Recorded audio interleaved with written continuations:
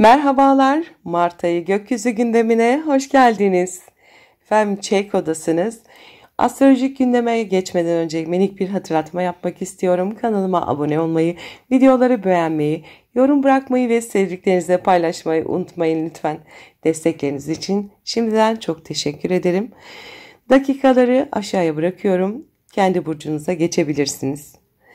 Ben Koç burcu ile başlıyorum. Merhaba koçlar. Mart ayı gökyüzü gündemine hoş geldiniz.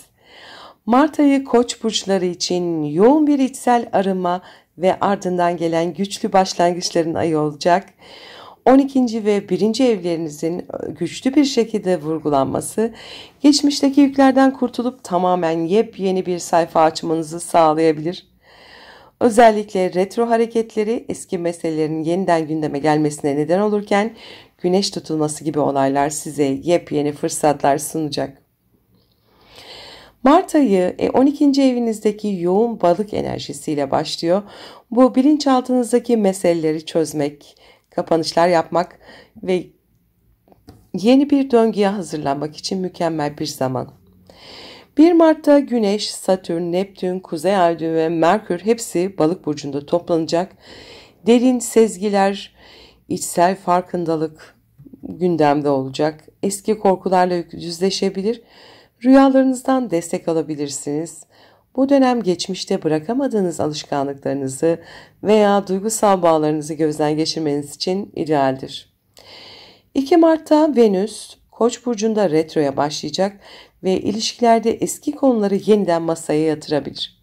İlişkilerde ben ve biz dengesini sorgulatabilir, kendi ihtiyaçlarınızı net bir şekilde anlayabilirsiniz. 3 Mart'ta Merkür Koç burcuna geçecek ve zihinsel enerjinizi yükseltecek.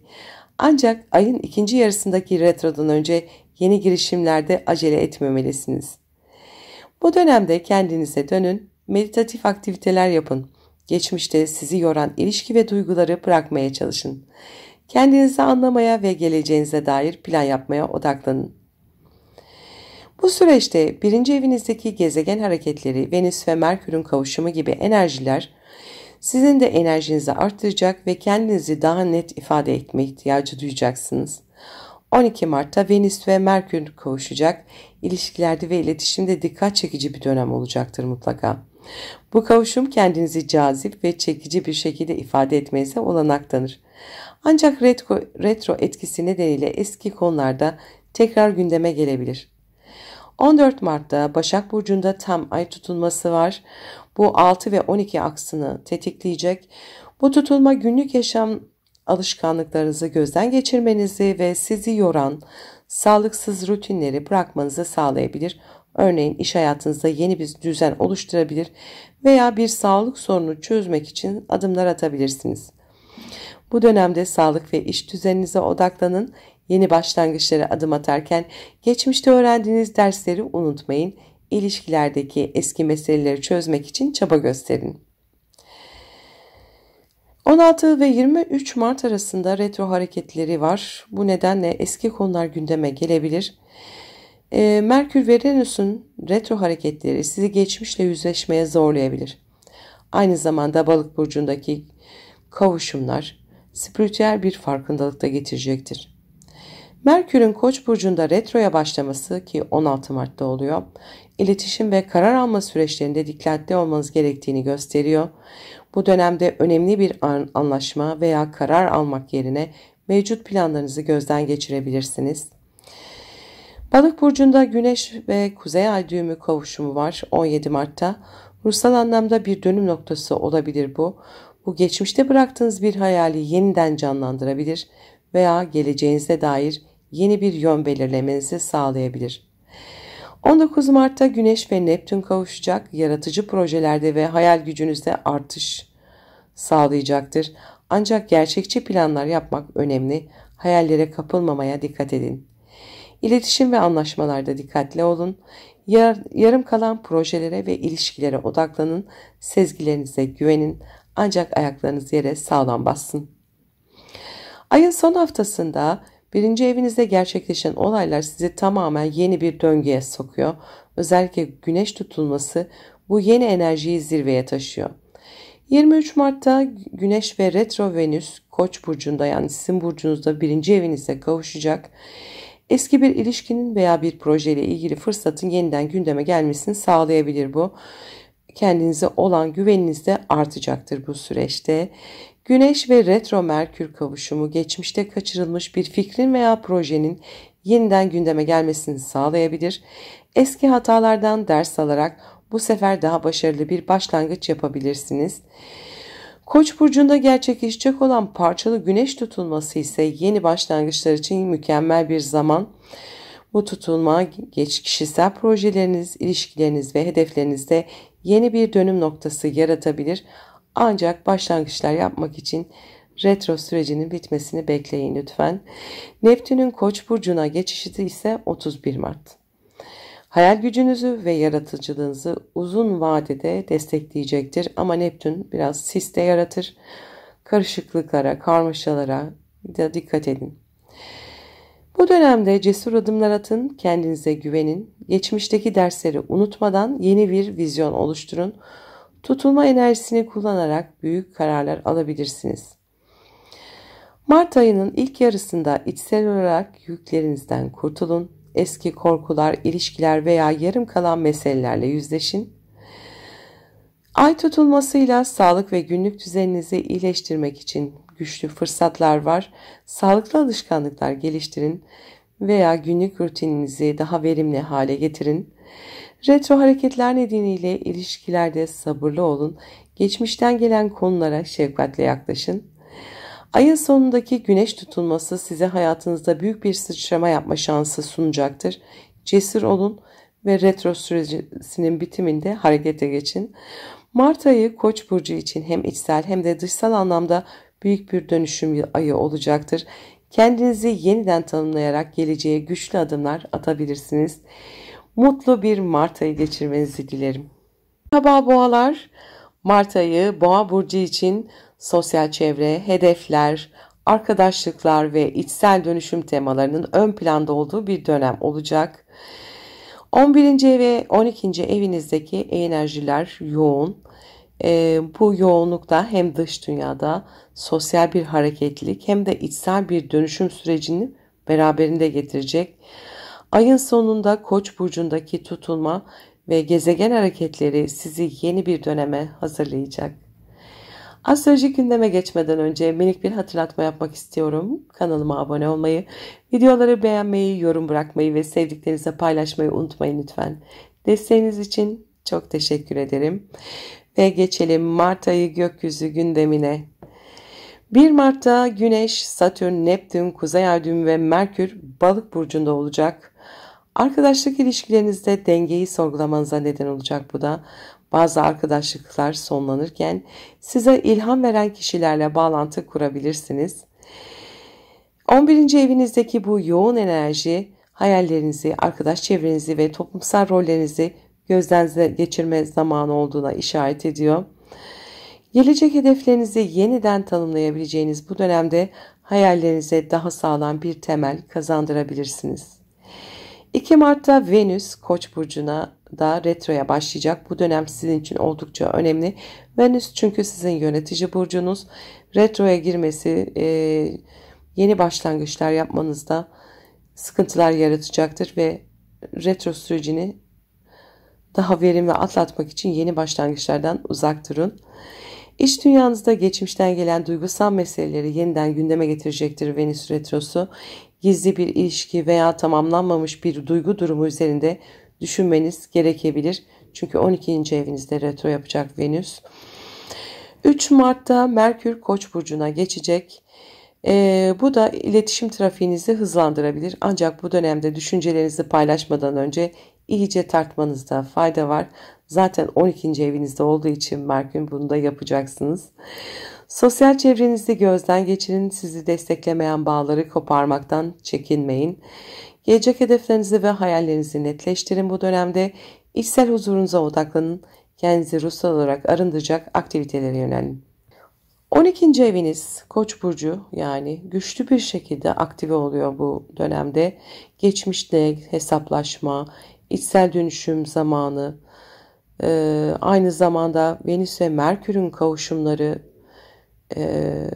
bilinçaltınızdaki meseleleri gün yüzüne çıkabilir. Venüs de retro malum. 12 Mart'ta Venüs ve Merkür Koç burcunda kavuşacak. Duygularınız ve düşünceleriniz arasında bir uyum arayışına işaret ederken gizli bir ilişki, bastırılmış bir duygu veya ifade edilmeyen bir düşünce bu dönemde gündeme gelebilir. 14 Mart'ta Başak burcunda gerçekleşecek bir tam ay tutulması var. 5. ve 11. evinizde 5-11 aksını etkileyecek. Aşk, yaratıcılık, çocuklar, arkadaşlıklar ve hayaller evlerinde bu tutulma aşk hayatınızda bir dönüm noktasına neden olabilir. Eski bir ilişkiyi kapatma ya da yeni bir ilişki ya da yeni bir yaratıcı projeye başlama fırsatı sunabilir. Bu dönemde yapmanız gereken içsel çalışmalar yaparak özellikle duygusal yaralarınızı iyileştirin. Venüs 12. evinizde retro. Aşk ve arkadaşlık konularında net sınırlar çizin. Yaratıcı projelerinizi hayata geçirmek için hazırlık yapın. Henüz başlamayın. Venüs ve Merkür'ün retro hareketleri iç hayatınızda derin bir hesaplaşmayı tetikleyebilir. Aynı zamanda Balık burcundaki Güneş, Neptün, Kuzey Ay düğümü kavuşumları sosyal değişim çevrenizde de değişimlere yol açabilir. Merkür de Koç burcunda retro hareketine başlayacak 16 Mart'ta bilinçaltınızdaki eski düşünce kalıplarını gözden geçirmenizi sağlayabilir. Bu dönemde sezgileriniz güçlü olacak ancak zihinsel karmaşadan kaçınmaya çalışın.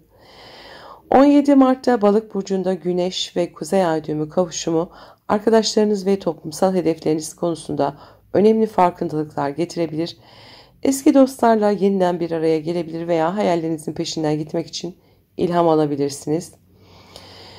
19 Mart'ta Güneş ve Neptün kavuşumu hayal gücünüzü arttırabilir ancak gerçekçi olmayan beklentilere kapılmamaya dikkat edin. Bilinçaltınızdaki eski meseleleri çözmeye çalışın. Yönetici gezegeniniz retro. Sosyal çevrenizdeki bağlantıları sorgulayın. Size fayda sağlamayan ilişkileri sonlandırın. Geleceğinizle ilgili sezgilerinize güvenin ancak gerçekçi planlar yapmayı unutmayın. Ayın son haftasında Koç burcundaki gezegen hareketleri ve güneş tutulması size ruhsal olarak yepyeni bir dönemi açacak. 23 Mart'ta Güneş ve Retro Venüs Koç burcunda kavuşacak. Geçmişten gelen bir ilişkinin veya duygusal bir konunun yeniden gündeme gelmesine neden olabilir. Bu içsel barışa ulaşmanız için önemli bir fırsat. 25 Mart'ta Güneş ve Retro Merkür bu sefer kavuşacak. Bilinçaltınızdan gelen önemli bir içgörüyü gün yüzüne çıkarabilir. Bu dönemde rüyalarınıza ve sezgilerinize dikkat edin. 29 Mart'ta Koç burcundaki parçalı güneş tutulması 12. evinizde gerçekleşiyor. Bu eski bir döngünün kapanışı, yeni bir döngünün başlangıcı anlamına gelir. Ruhsal farkındalık kazanabilir, içsel huzura kavuşabilirsiniz. Bu geçmiş dönemlerde yaşadığınız zorlukların kapanması, gizli düşmanlıklarla ilgili veya gelirlerle ilgili sıkıntılar yaşamış olabilirsiniz. İşte bu döngünün kapanışı inşallah. Neptün'ün Koç burcuna geçişi 31 Mart. Bu işte önemli bir gezegen geçişi ama bir süre Koç burcuna devam ettikten sonra tekrar Balık burcuna geri hareketini yapacak Neptün.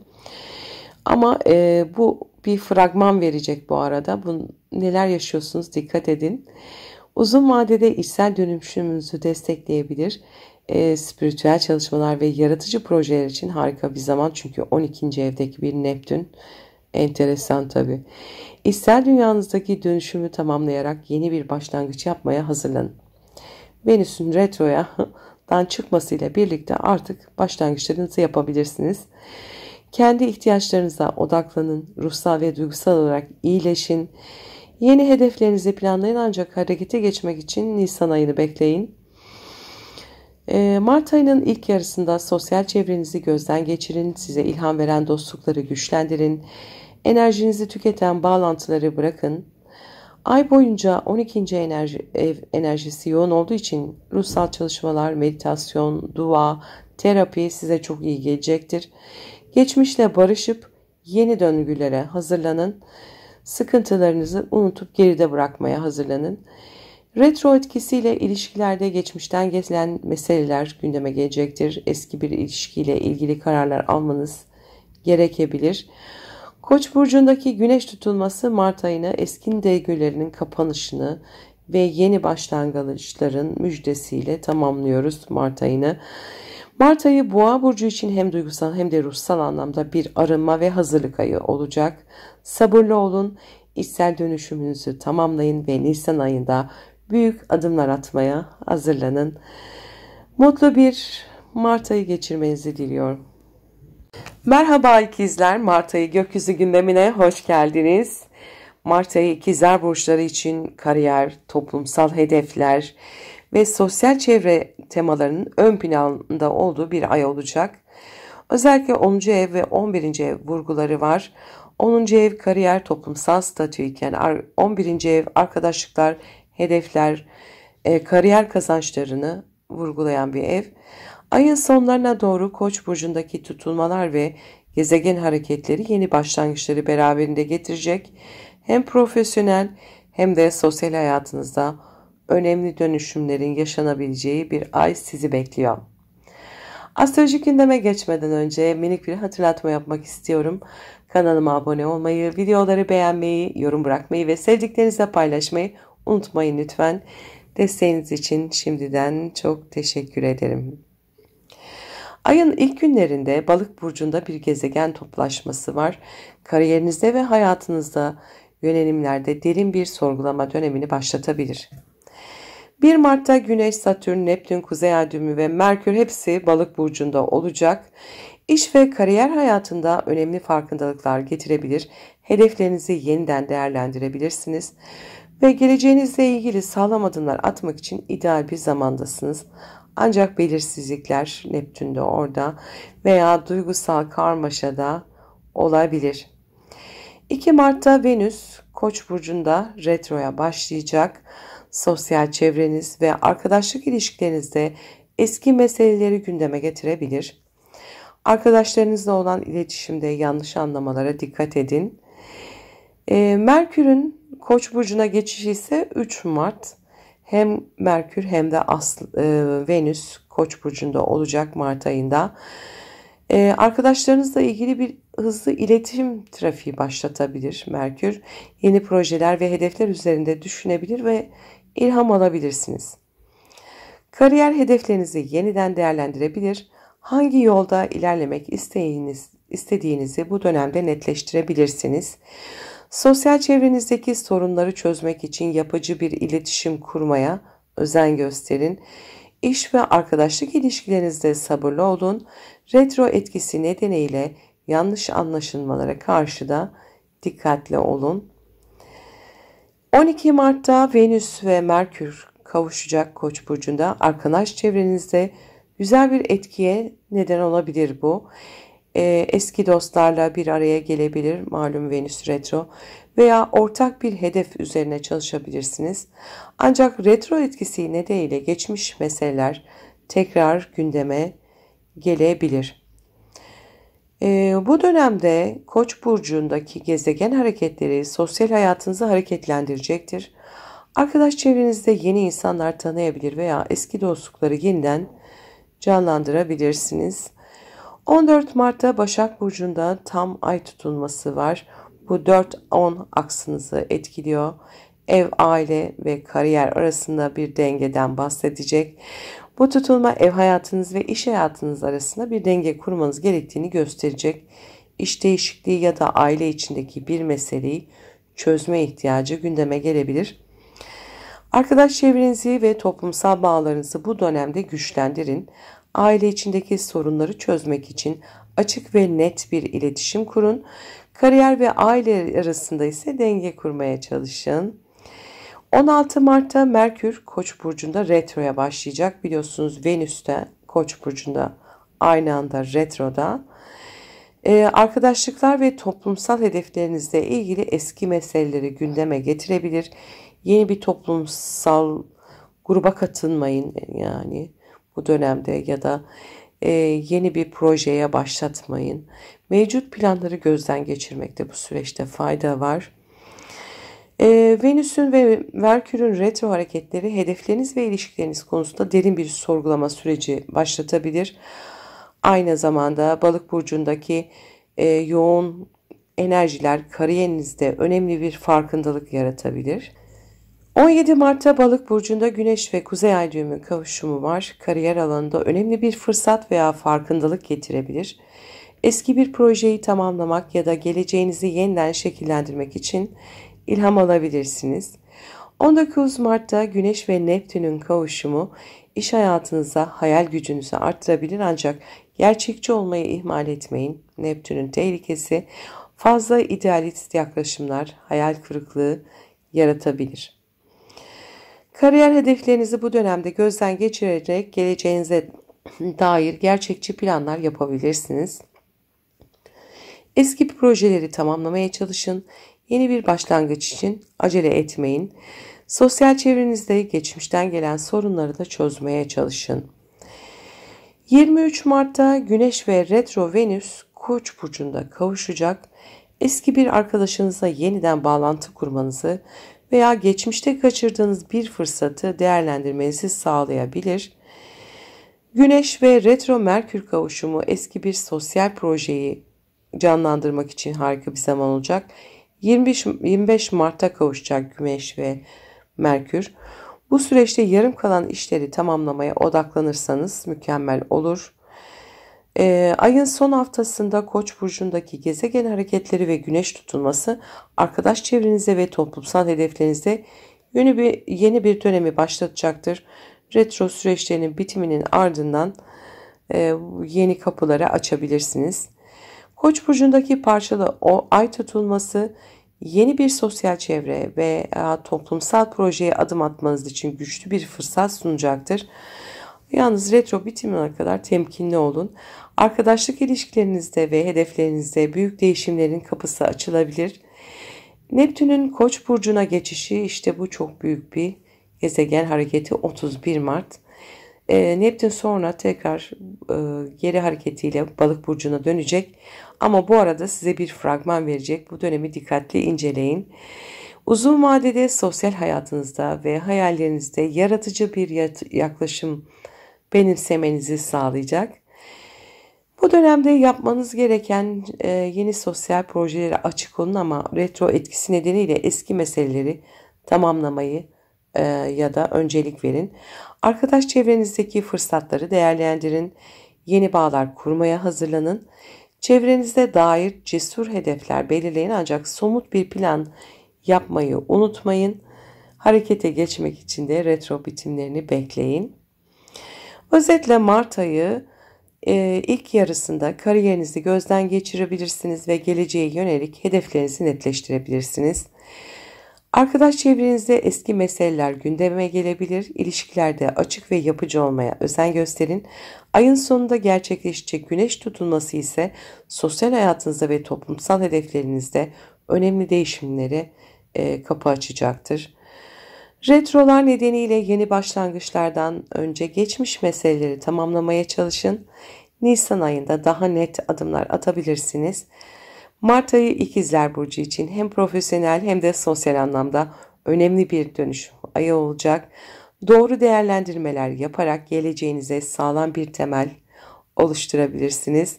Mutlu bir Mart ayı geçirmenizi diliyorum. Merhaba yengeçler, Mart ayı gökyüzü gündemine hoş geldiniz. Mart ayı yengeç burçları için yurt dışı, eğitim, kariyer ve toplumsal statü temalarının yoğun olduğu bir dönem olacak. Özellikle 9. eviniz ve 10. evinizin enerjileri vurgulanıyor. 9. ev yurt dışı, eğitim, inançlar, 10. ev kariyer, toplumsal statü. Bu dönemde hem kendinizi geliştirebileceğiniz fırsatlarla hem de kariyer hedeflerinizde önemli dönüşümlerle karşılaşabilirsiniz. Ay sonunda Koç burcundaki tutulmalarla birlikte profesyonel yaşamınızda yeni bir dönem başlayabilir. Astrolojik gündeme geçmeden önce minik bir hatırlatma yapmak istiyorum. Kanalıma abone olmayı, videoları beğenmeyi, yorum bırakmayı ve sevdiklerinizle paylaşmayı unutmayın lütfen. Desteğiniz için teşekkür ederim. Ayın başında Balık burcundaki gezegen toplaşması 9. evinizde önemli etkiler yaratacak. Bu hayat felsefenizi, inançlarınızı ve uzun vadeli hedeflerinizi gözden geçirmeniz için önemli bir fırsat dönemi olacaktır. 1 Mart'ta Güneş, Satürn, Neptün, Kuzey Ay düğümü ve Merkür hepsi aynı anda Balık burcunda toplaşacak ve size yeni ufuklara doğru yönelme isteği verecek. Yurt dışı bağlantılı projeler, akademik çalışmalar veya kişisel gelişim konularında derinleşebilirsiniz. Ancak bu dönemde net kararlar almak zor olabilir. Sezgilerinizi dinleyin, karar vermek için acele etmeyin. 2 Mart'ta Venüs Koç burcunda retroya başlayacak. Kariyerinizde geçmişteki konuları yeniden gündeme getirebilir. İş hayatınızda eski projeler veya işlerle ilgili sorunları çözmeniz gerekebilir. Merkür de 3 Mart'ta Koç burcuna geçecek. Kariyer hedeflerinizde iletişim trafiğini arttıracaktır. Ancak retro süreci nedeniyle aceleci kararlar almaktan kaçının. Eğitim, yurt dışı ve kişisel gelişim hedeflerinizi gözden geçirin. İş hayatınızdaki eski meseleleri çözmeye odaklanın. Uzun vadeli planlar yaparak bu planları somutlaştırmak için acele etmeden çalışın. 12 Mart'ta Venüs ve Merkür kavuşacak. Kariyerinizde yaratıcı fikirler geliştirebileceğiniz bir döneme işaret ediyor bu. Ancak geçmişten gelen meseleleri çözmeden ilerlemek zor olabilir. Malum Venüs retro. İş hayatınızla veya üstlerinizle olan iletişiminizde dikkatli olun. 14 Mart'ta Başak Burcu'nda tam bir ay tutulmamız var. Bu sizin 3-9 aksınızı etkileyecek. Eğitimde veya yurt dışı ile ilgili konularda tamamlanmalar veya önemli sonuçlar getirebilir. İletişim, eğitim ve kısa seyahatler, uzun vadeli hedefler, yurt dışı, hukuk gibi alanlarınızda dediğim gibi tamamlanmalar getirebilir. Bu dönemde Koç burcundaki gezegen hareketleri kariyerinize ve toplumsal statünüze odaklanmanızı sağlayacaktır. Bu süreçte profesyonel hayatınızda önemli değişimler yaşayabilirsiniz. Kariyerinizdeki sorunları çözmek için stratejik ve sakin bir yaklaşım benimsemeniz önemli olacak. Uzun vadeli projelerde eksik kalan detayları tamamlayın. Eğitim ve seyahat fırsatlarını değerlendirin ancak kararlarınızı netleştirmek için retro sürecinin bitmesini bekleyin.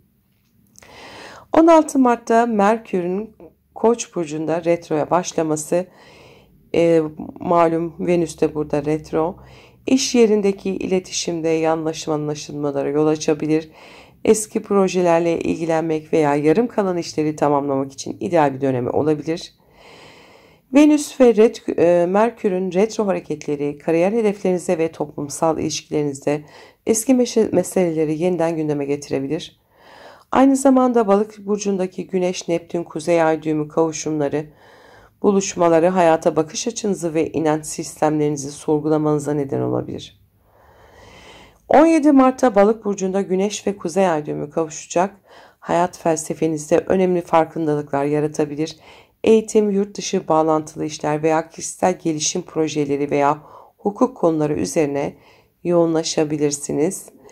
19 Mart'ta Neptün ve Güneş kavuşacak. Hayal gücünüzü arttırabilir. Ancak gerçekçi olmayan beklentilere de dikkat edin. Malum Neptün etkisi. Fazla idealist yaklaşımlar hayal kırıklığına neden olabilir. Eski iş projelerini bu dönemde veya kariyer planlarınızı tekrar gözden geçirmeniz faydalı olabilir. Eğitim ve gelişim hedeflerinizde yeni fırsatlara açık olun. İş hayatınızdaki ilişkilerde sabırlı ve anlayışlı olmaya özen gösterin. Ayın son haftasında Koç burcundaki gezegen hareketleri ve güneş tutulması kariyerinizde yeni bir dönemi başlatacak. Profesyonel hayatınızda büyük fırsatlar karşınıza çıkabilir. Ancak bu dönemde adımlarınızı dikkatle atmalısınız. Hem Merkür hem Venüs retro malum. 23 Mart'ta Güneş ve retro Venüs Koç burcunda kavuşacak. Geçmişte kaçırdığınız bir kariyer fırsatını yeniden değerlendirme şansı sunabilir bu kavuşum. 25 Mart'ta Güneş ve retro Merkür kavuşacak. İş hayatınızda eski bir projeyi tamamlamak veya geçmişteki bir hatayı düzeltmek için önemli bir fırsat. Ve 29 Mart'ta da Koç burcunda bir parçalı güneş tutulması var. Bu sizin 10. evinizde gerçekleşiyor. Bu kariyerinizde büyük bir dönüm noktası anlamına gelir. Yeni bir iş teklifi alabilir, terfi edebilir veya iş hayatınızda yepyeni bir başlangıç yapabilirsiniz. Ve 31 Mart'ta Neptün Koç burcuna geçiyor. İşte bu çok önemli bir geçiş. Gerçi bir süre Koç burcunda hareket ettikten sonra retro ile tekrar Balık burcuna geri gidecek. Ve bu dönemi dikkatle izleyin. Bir fragman verecek. Önümüzdeki uzun vadeli kariyer hayatınıza, hayal gücünüze ve yaratıcılığınıza büyük etkiler getirecektir. Eski iş projelerini tamamlayarak yeni başlangıçlara hazırlanın Mart ayı boyunca. Profesyonel hedeflerinizi netleştirin ve uzun vadeli bir kariyer planı yapın. Yaratıcı ve yenilikçi fikirlerinizi hayata geçirmek için hazırlanın. Retro süreçlerinin bitiminin ardından yeni başlangıçlar yapmaya hazır olacaksınız.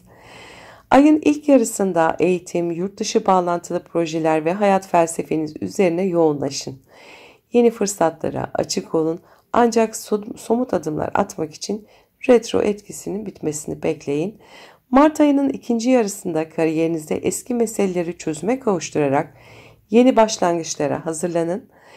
İş arkadaşları ve üstlerinizle olan iletişiminizde açık ve net olmaya çalışın. Malum Merkür retro, yanlış anlaşılmalara dikkat edin. Ay sonunda Koç burcundaki güneş tutulması profesyonel hayatınızda büyük değişimlerin kapısını aralayacaktır. Mart ayı Yengeç burcu için hem profesyonel hem de kişisel anlamda önemli değişimlere sahne olacak. Eskiyi geride bırakıp yeni fırsatlara hazırlanmak için bu süreci iyi değerlendirin. Mutlu bir Mart ayı geçirmenizi dilerim. Merhaba aslanlar. Mart ayı aslan burçları için dönüşüm, ortak kaynaklar, finansal planlama, derin ilişkiler ve kişisel gelişim konularının ön planda olduğu bir dönem olacak. Ayın ilk yarısında 8. ev, ikinci yarısında ise 9. ev konuları ön plana çıkacaktır. 8. ev ortak kaynaklar, dönüşüm, kriz yönetimi, 9. ev ise eğitim, yolculuklar, hayata bakış etkileri hissedilecektir. Ay sonunda Koç burcundaki güneş tutulması uzak hedefleriniz ve yaşam vizyonunuzda önemli bir yenilik başlatabilir. Astrolojik gündeme geçmeden önce minik bir hatırlatma yapmak istiyorum. Kanalımıza abone olmayı, videoları beğenmeyi, yorum bırakmayı ve sevdiklerinizle paylaşmayı unutmayın lütfen. Desteğiniz için şimdiden teşekkür ederim. Mart ayının ilk günlerinde Balık burcundaki gezegen yoğunluğu 8. evinizde etkili olacak. Bu dönem finansal konular, ortak yatırımlar ve duygusal derinleşme açısından önem taşıyor. Kendi değerlerinizi sorgularken başkalarıyla olan bağlarınızı da yeniden değerlendirebilirsiniz. 1 Mart'ta Güneş, Satürn, Neptün, Kuzey Ay düğümü ve Merkür Balık burcunda toplaşacaklar ve bu dönüşüm sürecinizi hızlandıracaktır. Kredi, borç veya ortak finansal kaynaklarla ilgili kararlar alabilirsiniz. 2 Mart'ta Venüs'ün Koç burcunda retro hareketine başlaması, uzak hedefleriniz ve inançlarınızla ilgili geçmişten gelen konuları gündeme getirebilir. Seyahat planlarınıza dikkat etmelisiniz. 3 Mart'ta Merkür Koç burcuna geçiyor ve vizyonunuzu genişletmek ve hayata farklı bir perspektiften bakmak için ilham verebilir. Bu dönemde ortak kaynaklarınızı düzenleyin, finansal durumunuzu gözden geçirin, duygusal bağlarınızı sorgulayarak dönüşüm sürecinize odaklanın ve seyahat eğitim planlarınızı ise tekrar değerlendirin. 12 Mart'ta Venüs ve Merkür kavuşacak, geçmişte yarım kalan eğitim veya seyahat planlarını tamamlama fırsatları getirecek. 14 Mart'ta ise Başak Burcu'ndaki tam ay tutulması 2. evinizde gerçekleşecek ve bu gelir gider dengeniz, finansal güvenliğiniz ve öz değerinizle ilgili önemli bir dönüm noktası olabilir. Bu dönemde 9. evinizdeki enerjiler yoğunlaşmaya başlıyor. Aynı zamanda Başak Burcu'ndaki tam ay tutulması finansal durumunuz ve değerlerinizle ilgili önemli bir farkındalık getiriyor. Maddi kaynaklarınızı daha verimli kullanmanız gerekebilir. Eğitim, seyahat veya kişisel gelişimle ilgili hedeflerinizi yeniden gözden geçirin bu dönemde. Finansal planlamalar yaparak maddi güvenliğinizi arttırmaya çalışın. Hayata bakış açınızı değiştirecek kitaplar okuyabilir veya seminerlere katılabilirsiniz. 16 Mart'ta Merkür'ün Koç burcunda retroya başlaması, eğitim ve seyahat planlarınızla ilgili geçmişteki meseleleri yeniden gündeme getirebilir. Yanlış anlaşılmalara dikkat edin. 17 Mart'ta Balık burcunda Güneş ve Kuzey Ay düğümü kavuşacak. Ortak kaynaklar ve dönüşüm sürecinizle ilgili önemli bir vizyon sunabilir. 19 Mart'ta Güneş ve Neptün kavuşacak. Sezgilerinizi finansal konulara yönlendirmenizi sağlayabilir. Ancak gerçekçi olmaya özen gösterin. Bu dönemde Venüs ve Merkür'ün retro hareketleri uzak hedefler, inançlar ve eğitim konularında geçmişle yüzleşme fırsatı sunacaktır. Aynı zamanda Balık burcundaki Güneş-Neptün kavuşumları sezgilerinizi ve yaratıcılığınızı arttırabilir. Bu dönemde seyahat, eğitim ve uluslararası konularla ilgili geçmiş meseleleri çözmeye çalışın. Finansal kaynaklarınızı daha verimli kullanmanın yollarını araştırın. Hayal gücünüzü ve sezgilerinizi yaratıcı projelerde değerlendirin. Ayın son haftasında Koç burcundaki gezegen hareketleri ve güneş tutulması 9. evinizde önemli bir yenilenme süreci başlatacak. Eğitim, seyahat ve hayata bakış açınızda büyük değişimlerin temelleri atılabilir. 23 Mart'ta Güneş ve Retro Venüs'ün Koç burcundaki kavuşumu, geçmişte yarım kalan bir eğitim veya seyahat planını yeniden değerlendirme fırsatı sunabilir. 25 Mart'ta Güneş ve Retro Merkür'ün kavuşumu, uluslararası projeler veya akademik çalışmalarla ilgili bir durumu netleştirebilir. 29 Mart'ta Koç burcundaki parçalı güneş tutulması 9. evinizde gerçekleşecek. Bu hayat görüşünüzü genişletmek, yeni bir eğitim programına başlamak veya önemli bir seyahat planlamak için harika bir zaman. Ve 31 Mart'ta Neptün Koç burcuna geçiyor. İşte bu çok önemli bir astrolojik geçiş. Neptün bir süre Koç burcuna ilerledikten sonra tekrar Balık burcuna geri dönecek. Ama Neptün Koç'un bir fragmanını verecek hepimiz için. Bu süreçte dikkat edin. Bu konular 14 yıl boyunca odağınızda olabilir. Uzun vadede hayatta daha sezgisel ve yaratıcı bir bakış açısı geliştirmenize olanak tanıyacak Neptün. Bu dönemde uzak hedeflerinizi ve inanç sistemlerinizi gözden geçirerek yeni bir yol belirleyin. Eğitim ve kişisel gelişim projelerine açık olun. Seyahat planlarınızı ve uluslararası bağlantılarınızı daha stratejik bir şekilde değerlendirin. Ayın ilk yarısında finansal planlamalar ve duygusal dönüşüm konularına odaklanırken, ayın ikinci yarısında eğitim ve seyahatle ilgili fırsatlar önünüze çıkabilir. Hayata yeni bir bakış açısı geliştirebilirsiniz. Başak burcundaki tam ay tutulması maddi kaynaklarınızı daha verimli kullanmanız gerektiğini vurgularken, Koç burcundaki güneş tutulması uzak hedefleriniz ve yaşam vizyonunuzda yeni kapılar açabilir. Mart ayı Aslan burcu için derin dönüşümler, finansal yenilikler ve yaşam vizyonunda gelişleme fırsatları sunuyor. Bu dönemi hayallerinizi gerçekleştirmek için bir sıçrama tahtası olarak değerlendirin. Mutlu bir Mart ayı geçirmeniz dileğiyle. Merhaba Başaklar, Mart ayı gökyüzü gündemine hoş geldiniz. Mart ayı Başak burçları için özellikle ilişkiler, ortaklıklar, finansal meseleler ve kişisel dönüşüm konularının ön planda olduğu bir dönem olacak. 7. ev ve 8. ev vurgusu var. Özellikle ilişkiler, ortaklıklar, ortak finansal veya krizler veya dönüşüm enerjileri yoğun bir şekilde vurgulanıyor olacak. Ayın sonunda Koç burcundaki tutulma ve gezegen hareketleriyle birlikte finansal veya duygusal alanda yeni bir başlangıç yapma fırsatı yakalayabilirsiniz. Astrolojik gündeme geçmeden önce minik bir hatırlatma yapmak istiyorum. Kanalıma abone olmayı, videoları beğenmeyi, Yorum bırakmayı ve sevdiklerinize paylaşmayı unutmayın lütfen. Desteğiniz için teşekkür ederim. Ayın başında Balık burcunda yoğun gezegen hareketleri var. 7. ev ilişkiler ve ortaklıklarla ilgilidir ve güçlü etkiler yaratacak burada. Bu ikili ilişkilerinizde hem duygusal hem de farkındalık yaratan bir süreç olacak. 1 Mart'ta Güneş, Satürn, Neptün, Kuzey Ay düğümü, Merkür hepsi Balık burcunda olacak. İlişkilerinizde sorumluluk almanız ve geçmiş meseleleri çözmeniz gereken bir döneme işaret ediyor olacak. Özellikle romantik ve iş ortaklıklarında netlik kazanmanız gerekebilir. 2 Mart'ta Venüs Koç burcunda retroya başlayacak. Finansal meselelerde geçmişteki konuları yeniden gündeme gelmesine neden olabilir. Ortak finansal projeler veya yatırımlarınızı dikkatle gözden geçirebilirsiniz. 3 Mart'ta Merkür de Koç burcuna geçecek. Finansal konularla ilgili yoğun bir iletişim dönemini başlatacak. Ancak kararlarınızı netleştirmek için retro sürecinin bitmesini beklemek faydalı olacaktır.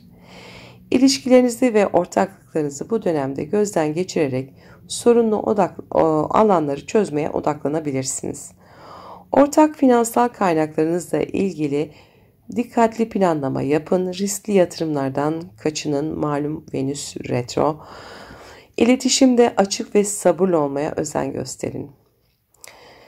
12 Mart'ta Venüs ve Merkür Koç burcunda kavuşacaklar. Finansal meselelerde yeni bir çözüm bulmanıza veya geçmişte kaçırdığınız bir fırsatı değerlendirmenize yardımcı olabilir. Ancak bu dönemde aceleci kararlar almaktan kaçının. Venüs parayı da ilgilendirdiği için retroda sıkıntı yaratabilir. Bu dönemde ortak finansal paylaşımlar, krizler veya dönüşüm konularında hareketlilik yaşanabilir. Derin duygusal dönüşümler veya finansal planlarda değişimler, yeniden yapılandırmalar olabilir. 14 Mart'ta Başak Burcu'nda bir tam ay tutulması var. 1-7 aksınızı etkileyecek ay tutulması sizin burcunuzda olacak. Bu tutulma bireysel ihtiyaçlarınızla ilişkileriniz arasındaki dengeyi sorgulamanıza neden olabilir. Kendi isteklerinize ve hedeflerinize odaklanırken ilişkilerinizde denge kurmaya çalışın. Bu dönemde kendi ihtiyaçlarınızı ve sınırlarınızı netleştirin. Ortak finansal projelerde veya yatırımlarda detaylı bir inceleme yapın. İlişkilerinizde açık iletişim ve empatiye önem verin. 16 Mart'ta Merkür'ün Koç burcunda retroya başlamasıyla finansal konularda eski meseleler gündeme gelebilir. Onları çözmeniz gerekebilir. Borçlar, krediler veya yatırımlar üzerine yoğunlaşabilirsiniz. 17 Mart'ta Balık burcunda Güneş ve Kuzey Ay düğümü kavuşumu olacak. İlişkilerinizde önemli bir dönüm noktası getirebilir. Hayatınızdaki insanlarla olan bağlarınızı sorgulayabilirsiniz. 19 Mart'ta Güneş ve Neptün'ün kavuşumu romantik ilişkilerde ve ortaklıklarda hayallerinizle gerçekler arasında denge kurmanızı gerektirebilir. İdealist yaklaşımlardan, hayal kırıklıklarından uzak durmaya çalışın. Bu dönemde Venüs, Merkür'ün retro hareketleri finansal ve duygusal meselelerde geçmişle ilgili konuları mutlaka gündeme getirebilir. Aynı zamanda Güneş, Neptün, Güneş, Kuzey Ay düğümü kavuşumları ilişkilerinizde derin bir farkındalıklar yaşamanızı sağlayabilir. Ortak finansal meselelerinizi yeniden yapılandırın. Eski ilişkiler veya duygusal bağlarla ilgili meseleleri çözmeye çalışın. İlişkilerinizde açık ve samimi olun. Gerçekçi beklentiler geliştirin. Ayın son haftasında Koç burcundaki gezegen hareketleri ve güneş tutulması finansal ve duygusal dönüşüm alanlarında önemli bir başlangıca işaret ediyor. Ortak projelerde ve yatırımlarda dikkatli bir şekilde ilerleyerek yeni fırsatlara kapı açabilirsiniz. 23 Mart'ta Güneş ve Retro Venüs Koç burcunda kavuşacak. Finansal anlamda geçmişte kaçırdığınız bir fırsatı yeniden değerlendirme şansı sunabilir. 25 Mart'ta Güneş ve Retro ve Merkür kavuşumu yaşanacak.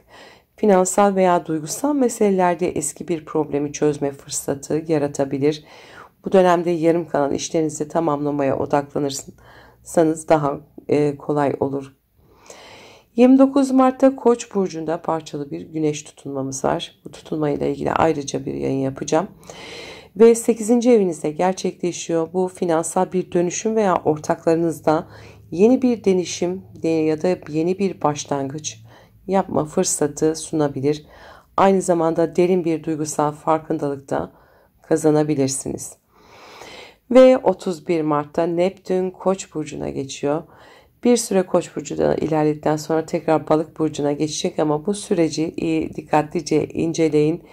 Uzun vadede finansal yaratıcılığınızı artırabilecek bir süreç bu, ancak Neptün malum sisle kafamızda karıştırabilir, ancak hayallere kapılmadan önce somut planlar yapmanız önemli. Ortak finansal meselelerde geçmişten gelen sorunları çözerek yeni bir düzen kurmaya odaklanın. Duygusal ve finansal dönüşüm süreçlerinizi desteklemek için kendinize zaman tanıyın. Yeni başlangıçlar yapmak için somut planlar yaparak ilerleyin. Ayın ilk yarısında ilişkilerinizdeki sorunları çözmek ve dengeli bir yaklaşım benimsemek önem kazanacaktır. Ortak finansal meseleler ve yatırımlar üzerinde dikkatle çalışarak yeni bir düzen oluşturmaya çalışabilirsiniz. Başak Burcu'ndaki tam ay tutulması bireysel hedeflerinize odaklanmanız gerektiğini vurguluyor. Ay sonunda Koç burcundaki güneş tutulması finansal veya duygusal alanda önemli bir dönüşümü veya başlangıcı işaret ediyor olabilir.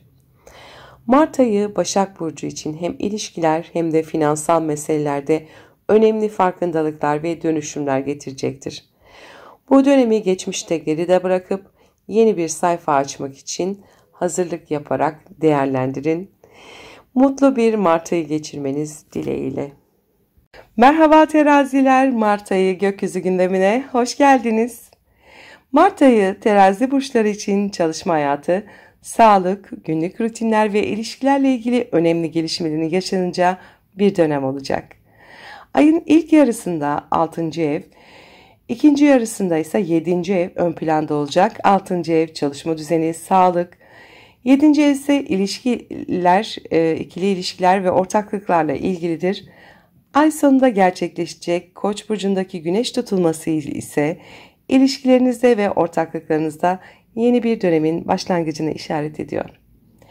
Astrolojik gündeme geçmeden önce minik bir hatırlatma yapmak istiyorum. Kanalıma abone olmayı, videoları beğenmeyi, yorum bırakmayı ve sevdiklerinizle paylaşmayı unutmayın lütfen. Desteğiniz için teşekkür ederim. 1 Mart'ta Güneş, Satürn, Neptün, Kuzey Ay düğümü ve Merkür hepsi Balık burcunda toplanacak. İş hayatınızda düzenlemeler yapmanız gerektiğini vurguluyor bu gezegenler. Aynı zamanda sağlıkla ilgili rutinlerinizi iyileştirme gerekliliği ortaya çıkabilir. 2 Mart'ta Venüs Koç burcunda retroya başlayacak. İlişkilerinizde geçmiş meseleleri yeniden gündeme getirebilir. Özellikle evlilik veya iş ortaklıklarında eski sorunların çözülmesi gerekebilir. 3 Mart'ta Merkür de Koç burcuna geçecek. İlişkiler ve ortaklıklarla ilgili iletişimin yoğunlaşacağını gösteriyor. Bu dönemde geçmişteki konuların yeniden ele alınması gerekebilir.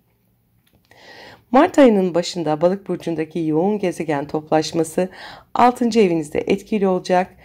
Bu iş düzeniniz, sağlık konularınız ve günlük alışkanlıklarınızı gözden geçirmeniz için uygun bir dönem olacaktır. İş ve sağlık düzeninizi gözden geçirerek eksik kalan konuları tamamlayın. İlişkilerde geçmişten gelen sorunları çözmek için açık ve yapıcı bir iletişim kurun. Günlük hayatınızda stresi azaltmak için sağlıklı alışkanlıklar geliştirebilirsiniz. 12 Mart'ta Venüs ve Merkür kavuşumu gerçekleşecek, ilişkilerde yaratıcı çözümler bulmanızı sağlayabilir. Geçmişte yaşanan bir sorunla ilgili uzlaşma şansı olabilir. 14 Mart'ta Başak Burcu'nda tam ay tutulması var ve 12. evinizde etkili olacak. Bu gizli kalmış meselelerin su yüzeyine çıkmasına veya gizli düşmanların açığa çıkmasına, psikolojik yüklerden arınma fırsatına olanak sağlayabilir. Bu dönemde kendinize dönüp duygusal yüklerinizi bırakmaya çalışın. Bu dönemde 7. evinizde ikili ilişkiler ve ortaklıkta hareketlilik yaşanacaktır. Hem romantik hem de iş ortaklıklarınızda önemli kararlar almanız gerekebilir.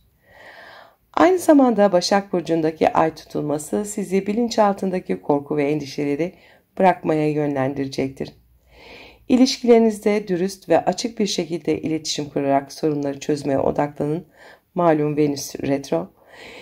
Gizli korkularınızı ve geçmişten gelen duygusal yüklerinizi serbest bırakmaya çalışın. İlişkilerde dengeyi koruyarak kendi ihtiyaçlarınızı göz ardı etmeyin. 16 Mart'ta Merkür Koç burcunda retroya başlayacak. Hem Venüs hem de Merkür Koç burcunda retroda olacak. İlişkilerde eski konuları çözmek için fırsatlar bulabilirsiniz. Ancak yanlış anlaşılmalara dikkat etmelisiniz. 17 Mart'ta Balık burcunda Güneş ve Kuzey Ay düğümü kavuşumu yaşanacak. Bu da çalışma hayatınızda yeni bir düzen oluşturmanız gerektiğini vurguluyor. 19 Mart'ta Güneş ve Neptün yine Balık burcunda kavuşacak. İş hayatınızda ve sağlıkla ilgili konularda daha idealist bir yaklaşım benimseyebilirsiniz. Ancak gerçekçi olmayı unutmayın lütfen.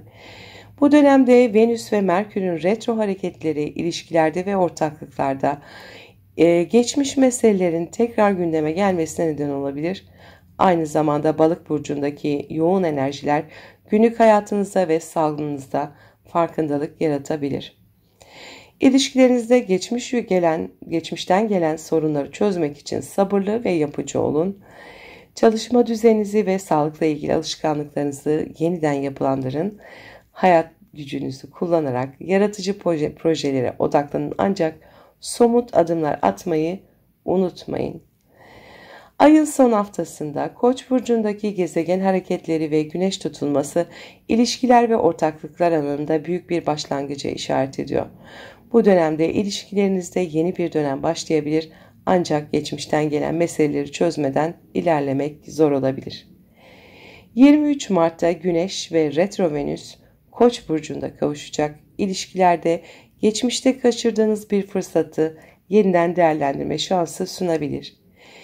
25 Mart'ta Güneş ve Retro Merkür kavuşumu yaşanacak. Ortaklıklarla ilgili eski bir problemi çözmek için önemli bir fırsat yakalayabilirsiniz. Ve 29 Mart'ta Koç burcunda parçalı bir güneş tutulmamız var. Bu 7. evinizde gerçekleşiyor. Bu ilişkilerde ve ortaklıklarınızda yeni bir başlangıç anlamına gelebilir. Aşk bekleyenleri aşk bulabilir. Yeni bir ilişkiye başlayabilir. Mevcut ilişkinizde farklı bir boyuta geçebilirsiniz. Ve 31 Mart'ta Neptün Koç burcuna geçecek. Bu uzun vadede ilişkilerinizde empatik ve yaratıcı bir yaklaşım benimsemenizi sağlayacaktır. Ancak Neptün bir süre ilerledikten sonra tekrar Balık burcuna geri dönecek. Ama Koç burcundaki geçirdiği döneme dikkat edin. Bunu uzun süre bu enerjiyi alacaksınız.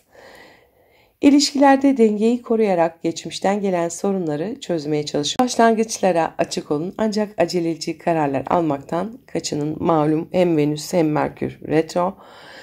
Ortaklıklarınızda açık iletişim kurarak uzun vadeli planlar yapın. Ayın ilk yarısında iş, sağlık düzeninizi gözden geçirerek eksik konuları tamamlayın. İkili ilişkilerinizde ve ortaklıklarınızda geçmiş meseleleri çözmeye odaklanarak yeni bir denge kurmaya çalışın. Başak burcundaki tam ay tutulması içsel korkularınızla yüzleşmenizi ve kendinizi yenilemenizi sağlayabilir. Koç burcundaki güneş tutulması ilişkilerde ve ortaklıklarınızda yeni bir dönemin başlangıcına işaret ediyor. Mart ayı Terazi burcu için hem günlük hayatını düzene koyma hem de ilişkilerde yeni başlangıçlar yapma fırsatları sunacaktır. Bu dönemi geçmişte geride bırakıp geleceğe odaklanmak için değerlendirin. Mutlu bir Mart ayı geçirmeniz dileğiyle. Merhaba akrepler, Mart ayı gökyüzü gündemine hoş geldiniz. Mart ayı akrep burçları için aşk, yaratıcılık, çocuklar, günlük yaşam, sağlık ve iş hayatı gibi konuların ön planda olduğu bir dönem olacak. 5. ev ve 6. ev enerjileri yoğun bir şekilde vurgulanırken Beşinci ev aşk, yaratıcılık, eğlence. Altıncı ev ise günlük rutin, sağlık ve çalışma hayatını temsil ediyor. Ay sonunda Koç burcunda gerçekleşecek güneş tutulması çalışma düzeninizde ve sağlığınızda yeniliklere kapı açabilir. Astrolojik gündeme geçmeden önce minik bir hatırlatma yapmak istiyorum. Kanalıma abone olmayı, videoları beğenmeyi, yorum bırakmayı ve sevdiklerinizle paylaşmayı unutmayın lütfen. Desteğiniz için teşekkür ederim. Mart ayının ilk günlerinde Balık burcundaki yoğun gezegen hareketleri 5. evinizde etkili olacak. Bu aşk hayatınızda, yaratıcı projelerinizde ve çocuklarla ilgili konularda duygusal bir yoğunluk ve yenilenme süreci anlamına geliyor. 1 Mart'ta Güneş, Satürn, Neptün, Kuzey Ay düğümü ve Merkür Balık burcunda toplaşacaklar. Yaratıcılık ve aşk konularında güçlü bir odaklanma getirecekler. Eski projelerinizi tamamlamak veya yeni bir ilişkiye adım atmak için ilham dolu bir dönem olacak. 2 Mart'ta Venüs Koç burcunda retro hareketine başlayacak. İş ortamında veya günlük yaşamınızda geçmiş meselelerin yeniden ele alınması gerekebilir. Eski sağlık konuları tekrar gündeme gelebilir. 3 Mart'ta Merkür Koç burcuna geçecek. İş hayatınızda iletişim ve fikir alışverişinin yoğunlaşacağını gösteriyor. Ancak retro dönemi yaklaşırken büyük kararlar almakta acele etmeyin. Aşk hayatınızı gözden geçirerek duygusal ihtiyaçlarınızı netleştirin. Yaratıcı projelerinize odaklanarak ilhamınızı sonuçlara dönüştürün. Günlük rutinlerinizi ve sağlık alışkanlıklarınızı gözden geçirin. 12 Mart'ta Venüs ve Merkür'ün kavuşumu var. İş ortamında yaratıcı çözümler bulmanızı sağlayabilir ancak geçmişte yarım kalmış projeleri tamamlamak için bu dönemi değerlendirirseniz daha iyi olabilir. 14 Mart'ta Başak Burcu'nda tam ay tutulması var ve 11. evinizde gerçekleşiyor. Bu sosyal çevrenizle ilgili önemli bir değişimin sürecini başlatabilir. Arkadaşlarınızı ve hedeflerinizi gözden geçirerek size hizmet etmeyen bağlantıları sonlandırabilirsiniz. Tutulması ile ilgili daha geniş konuşabileceğimiz bir video yapacağım. Bu dönemde 6. evinizde yoğunlaşan enerjiler günlük yaşamınızda bir düzen kurmanız gerektiğini vurguluyor. Aynı zamanda Başak Burcu'ndaki tam ay tutulması sosyal çevrenizle ilgili önemli farkındalıklar getirecektir. Sağlığınıza öncelik vermeniz ve rutinlerinizi iyileştirmeniz bu dönemde önemli olacaktır. İş ortamında daha verimli çalışmak için düzenlemeler yapabilirsiniz. Sosyal çevrenizde gözden geçirerek destekleyici olmayan bağlantıları geride bırakabilirsiniz. 16 Mart'ta Merkür'ün Koç burcunda retroya başlaması iş hayatınızda eski projelerin ve sorunların yeniden gündeme gelmesine neden olabilir. İletişimde yanlış anlaşılmalara dikkat edin. Her şeyi 2 kere kontrol edin. Balık burcunda Güneş ve Kuzey Ay düğümünün kavuşumu ise 17 Mart'ta yaratıcı projelerinizde ve romantik ilişkilerinizde önemli bir farkındalık getirebilir. 19 Mart'ta Güneş ve Neptün kavuşumumuz var. Aşk ve yaratıcılık konularında hayal gücünüzü arttırabilir. Ancak gerçekçi olmayı unutmayın. Bu dönemde Venüs ve Merkür'ün retro hareketleri günlük hayatınızda ve iş ortamınızda eski meseleleri çözme fırsatı verebilir. Aynı zamanda Balık burcundaki Neptün ve Güneş kavuşumları yaratıcılığınızı ve romantik ilişkilerinizi derinleştirebilir. İş ve günlük hayatınızda eski meseleleri çözerek yeni bir düzen kurabilirsiniz. Romantik ilişkilerinizde daha açık ve net olmaya özen gösterin. Yaratıcı projelerinize odaklanarak ilhamınızı somut adımlara dönüştürebilirsiniz.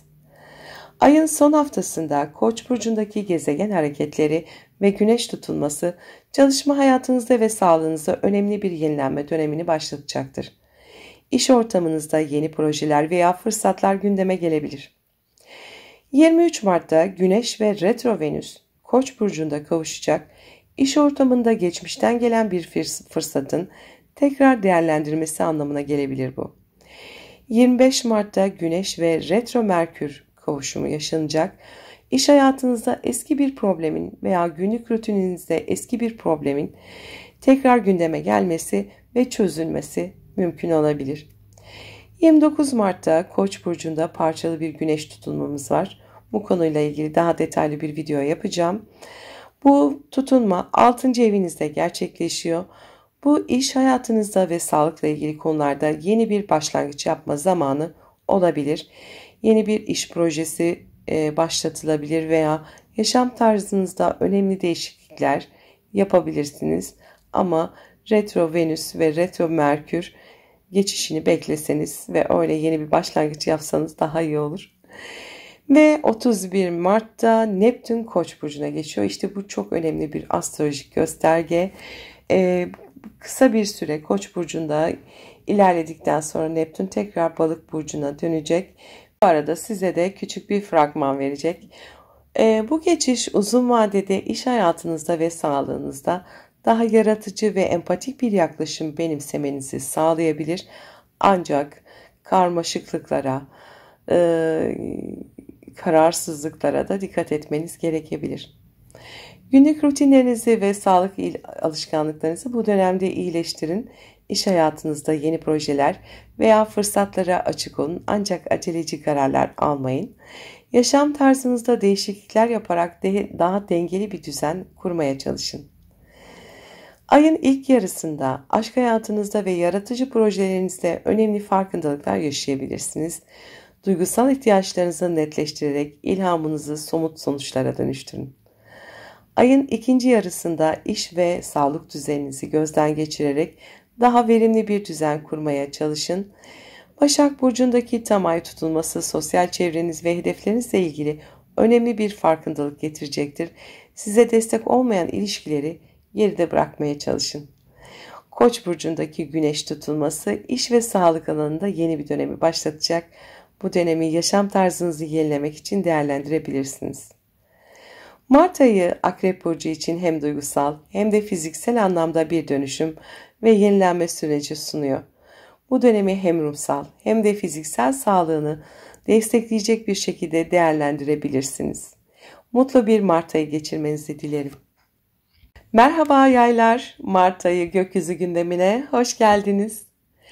Mart ayı yay burçları için ev, aile, içsel huzur, yaratıcılık, aşk ve çocuklarla ilgili konuların öne çıktığı bir dönem olacaktır. Ayın ilk yarısında 4. ev, ikinci yarısında ise 5. ev enerjileri ön planda olacak. 4. ev aile ve kökleri temsil ederken 5. ev aşk, yaratıcılık, hobiler ve çocuklarla ilgilidir. Ay sonunda Koç burcunda gerçekleşecek güneş tutulması, yaratıcı projelerde ve aşk hayatınızda yeni başlangıçların kapısını aralayabilir. Astrolojik gündeme geçmeden önce minik bir hatırlatma yapmak istiyorum. Kanalıma abone olmayı, videoları beğenmeyi, yorum bırakmayı ve sevdiklerinize paylaşmayı unutmayın lütfen. Desteğiniz için teşekkür ederim. Mart ayının ilk günlerinde Balık burcundaki yoğun gezegen hareketleri 4. evinizde etkili olacak. Bu evde yenilikler yapma, aileyle ilgili meseleleri çözme ve duygusal köklerinize dönme fırsatı sunacaktır. 1 Mart'ta Güneş, Satürn, Neptün, Kuzey Ay düğümü ve Merkür hepsi Balık burcunda toplanmış olacak. Aile ilişkilerinizde geçmişten gelen konuların gündeme gelmesine neden olabilir bu. Bu dönemde duygusal ihtiyaçlarınıza odaklanın. 2 Mart'ta Venüs Koç burcunda retro hareketine başlayacak. Aşk ve çocuklarla ilgili eski meseleleri tekrar gözden geçirmeniz gerektiğine gösteriyor bu da. 3 Mart'ta Merkür Koç burcuna geçecek. Yaratıcılık, romantik ilişkilerle ilgili iletişim trafiğini hızlandırabilir. Yeni fikirler ve projeler için ilham dolu bir dönem olabilir. Bu dönemde aile bağlarınızı güçlendirmek ve evle ilgili düzenlemeleri yapmak için zaman ayırın. Duygusal olarak içsel huzurunuzu sağlamak için meditasyon ve terapi gibi yöntemlere yönelin. Yaratıcı projeleriniz için hazırlık yapın ve duygusal enerjinizi bu alanlara yönlendirin. 12 Mart'ta Venüs ve Merkür kavuşumu yaşanacak. Yaratıcı projelerinizde veya romantik ilişkilerinizde yeni çözümler bulmanızı sağlayabilir. Geçmişten gelen bir fırsat tekrar gündeme gelebilir. 14 Mart'ta Başak Burcu'nda tam ay tutulmamız var. 10. evinizde gerçekleşiyor bu tutulma. Kariyer hedeflerinizde önemli bir dönüm noktası yaratabilir. Eski bir projeyi tamamlayabilir veya kariyerinizde önemli bir karar alabilirsiniz. Bu dönemde 5. evinizde enerjiler yoğunlaşmaya başlıyor. Aynı zamanda Başak Burcu'ndaki tam ay tutulması kariyer ve toplumsal imajınızla ilgili önemli bir farkındalık dönemini başlatabilir. Yaratıcılığınızı ortaya koyabileceğiniz projelere zaman ayırın. Aşk hayatınızda denge ve uyum sağlamaya çalışın. Kariyerinizle ilgili farkındalıklarınızı kullanarak hedeflerinizi tekrar gözden geçirin. 16 Mart'ta Merkür'ün Koç burcunda retroya başlaması, yaratıcı projelerinizde veya çocuklarla ilgili konularda eski bir konunun tekrar gündeme gelmesine neden olabilir. Yanlış anlaşılmalara lütfen dikkat edin. 17 Mart'ta Balık burcunda Güneş ve Kuzey Ay düğümü kavuşumu aile ile ilgili geçmiş meseleleri çözmek için bir fırsat sunacaktır. 19 Mart'ta Güneş ve Neptün'ün kavuşumu ev ve aile konularında daha duygusal ve sezgisel bir yaklaşım geliştirmenizi sağlayabilir. Ancak gerçekçi olmaya da özen gösterin. Bu dönemde Venüs ve Merkür'ün retro hareketleri eski meseleleri çözme fırsatı sunacaktır. Aynı zamanda Balık burcundaki Güneş-Neptün kavuşumları aile ilişkilerinizde veya ev hayatınızda daha derin bir anlayış geliştirmenize neden olabilir. Eski projelerinizi tamamlayarak yeni projelere yer açın. Aile içindeki iletişimi güçlendirerek sorunları çözmeye odaklanın. Yaratıcılığınızı ve hayal gücünüzü somut sonuçlar elde etmek için kullanın. Ayın son haftasında Koç burcundaki gezegen hareketleri ve güneş tutulması aşk hayatınızda ve yaratıcılık alanında önemli bir yenilenme dönemi başlatacaktır. Yeni projeler veya ilişkiler gündeme gelebilir. 23 Mart'ta Güneş ve Retro Venüs Koç burcunda kavuşacak ve aşk hayatınızda geçmiş bir ilişkinin yeniden gündeme gelmesine neden olabilir. Bu dönemde eski konuları çözmek için fırsatlar ortaya çıkabilir. 25 Mart'ta Güneş ve Retro Merkür'ün kavuşumu yaratıcı projelerinizle ilgili eski bir sorunu çözmenize yardımcı olabilir. 29 Mart'ta Koç burcunda parçalı güneş tutulması 5. evinizde gerçekleşiyor. Bu aşk hayatınızda veya yaratıcılık alanında yeni bir başlangıç yapabileceğinizi gösteriyor. Yeni bir ilişkiye başlayabilir veya mevcut bir ilişkiyi farklı bir boyuta taşıyabilirsiniz. Bu konuyla ilgili daha detaylı bir video hazırlayacağım. 31 Mart'ta Neptün Koç burcuna geçiyor. İşte bu çok önemli bir astrolojik gösterge. Bir süre Koç burcunda ilerledikten sonra tekrar retro hareketiyle Balık burcuna dönecek ama bu arada bir küçük fragman yaşatacak size. Bu ileriki yılların ana temasını oluşturan konuları belirleyecek. Bu döneme dikkatli yaklaşın. Uzun vadede aşk ve yaratıcılık konularında daha sezgisel bir yaklaşım geliştirmenizi sağlayabilir bu da.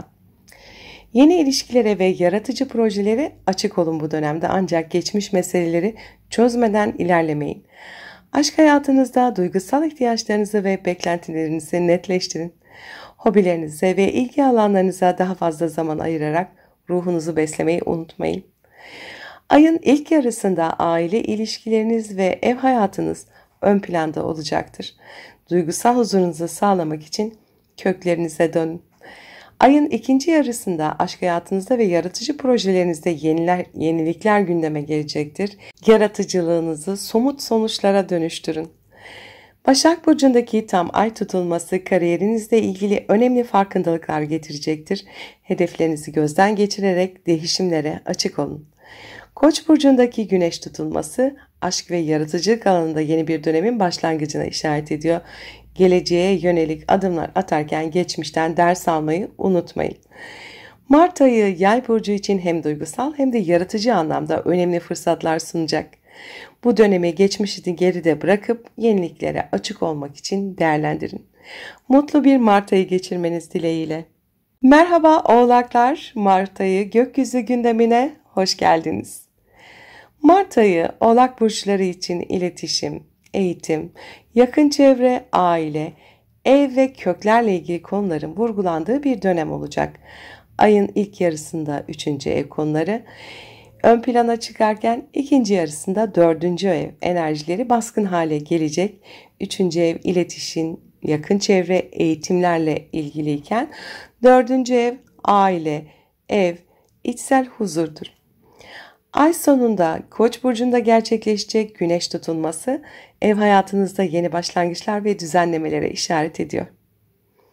Astrolojik gündeme geçmeden önce minik bir hatırlatma yapmak istiyorum. Kanalıma abone olmayı, videoları beğenmeyi, yorum bırakmayı ve sevdiklerinizle paylaşmayı unutmayın lütfen. Desteğiniz için teşekkür ederim. Mart ayının ilk günlerinde Balık burcundaki yoğun gezegen hareketleri 3. evinizde etkili olacaktır. Bu iletişim, eğitimler ve yakın çevre ilişkilerinizde yoğun bir enerji akışı anlamına geliyor. Yeni bilgiler öğrenmek, yakın çevrenizle ilişkilerinizi geliştirmek ve yaratıcılığınızı ifade etmek için uygun bir dönemdesiniz. 1 Mart'ta Güneş, Satürn, Neptün, Kuzey Ay düğümü ve Merkür hepsi Balık burcunda toplanacak.